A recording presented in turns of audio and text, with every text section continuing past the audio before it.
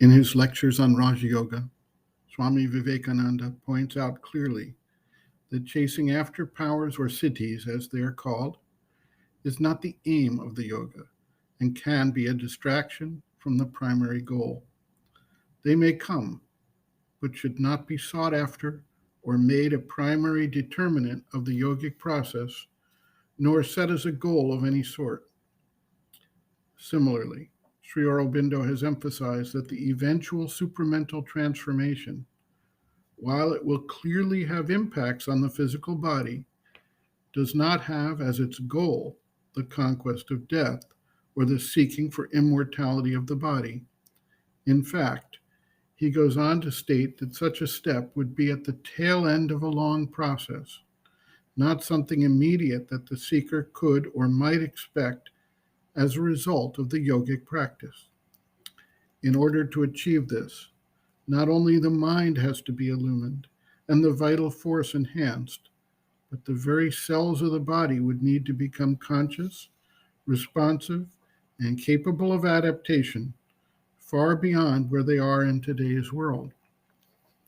Sri Aurobindo writes, quote, "Death is there because the being in the body is not yet developed enough to go on growing in the same body without the need of change, and the body itself is not sufficiently conscious. If the mind and vital and the body itself were more conscious and plastic, death would not be necessary.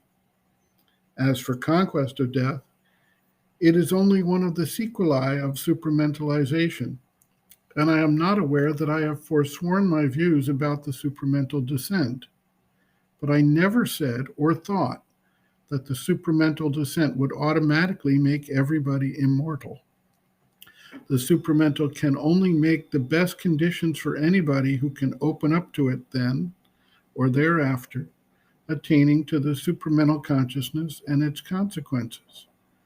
But it could not dispense with the necessity of sadhana. If it did, the logical consequence would be that the whole earth, men, dogs, and worms, would suddenly wake up to find themselves supramental. There would be no need of an ashram or of yoga. Why vital? What is vital is the supramental change of consciousness. Conquest of death is something minor, and, as I have always said, the last physical result of it, not the first result of all or the most important. A thing to be added to complete the whole, not the one thing needed and essential. To put it first is to reverse all spiritual values.